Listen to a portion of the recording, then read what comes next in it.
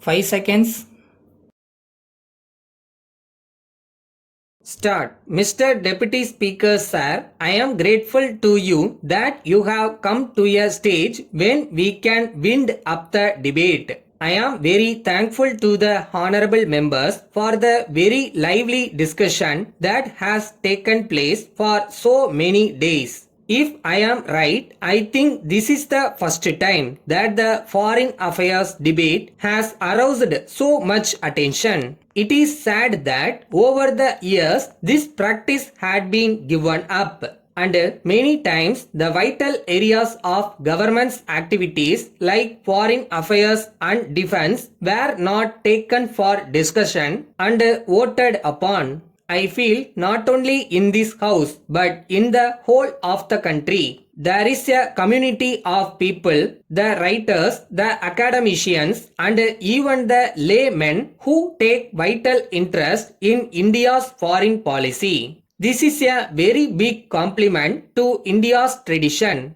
I can only assure you that it will be my endeavor, so long as I hold this charge to try to enliven the debate. I will be very keen always not only to discuss here in the house but also with those who are experts outside to benefit from their views, outlooks and studies. In India, we have a heritage of foreign policy that represents the best of our culture. It also represents the views and the efforts of the master builders who built independent India. That is how our foreign policy was shaped.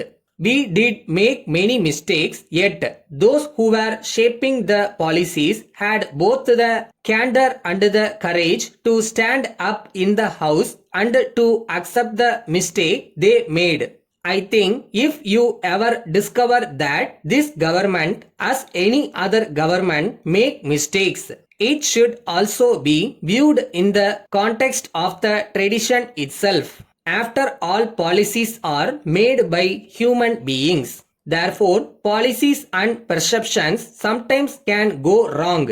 But one thing on which we must not make a mistake and must never go wrong is on the basic principles of our foreign policy. As I sat here for 3 to 4 days discussing with the honorable members, hearing their views on various aspects of foreign policy, I felt more humble. I heard them with humility because most of them are more learned than me. They know better than me. Therefore, I heard them with respect. I promise again that it would be my attitude all the time that I hold charge of this portfolio. In the debate, when I heard my friends, I found one thing missing. That was the perception of change that has taken place all over the world. If we do not understand that no country, particularly India, can ever make a well thought out foreign policy, we must try to understand that Soviet Union of today is something very different from what Soviet Union was yesterday. I had the privilege of staying there for nearly 5 years as ambassador of this country. When I look around, when I look at the paces of the policies, I perceive a good change there. This tremendous change should be and should have been the subject of debate here. There may not be a consensus on that when learned members are sitting here. I was hoping that we would try to spell out, try to share with each other as to how we understand the change. That would be more helpful. So it will be our endeavor, as I said just now, to pursue a policy that is both sensible and sensitive and also serves the national interest. Thank you very much. Letter from Thiru Balasubramanian, Secretary, Residents Welfare Association, Pallavaram, to the Managing Director, Metro Water Board, Chennai. Sir, I understand that Metro Water Board have a plan to supply drinking water through Krishna Water Scheme to Kannan Nagar area, which is just half a kilometer from Pallavaram. I am to mention that the residents of our area suffer from lack of potable water for quite a long time. The water that is now available is not fit for drinking, as it is brackish and hard. At present, the residents are using mineral water for drinking purpose, which affects their monthly budget very much.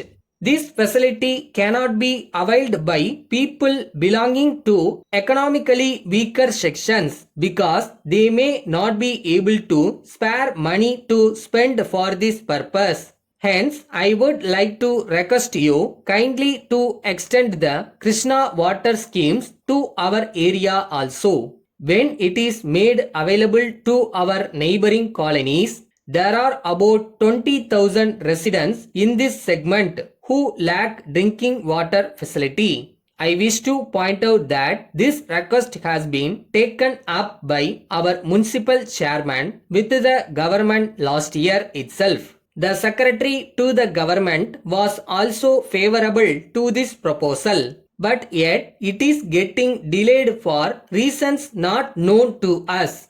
I am confident that you will do the needful in the matter. I request suitable early action by the government in this regard. Yours faithfully.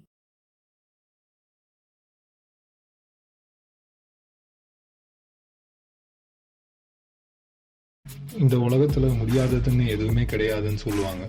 உண்மைதான். நல்லா perform பண்ணா யாரும் எதையும் ஜெயிக்கலாம்.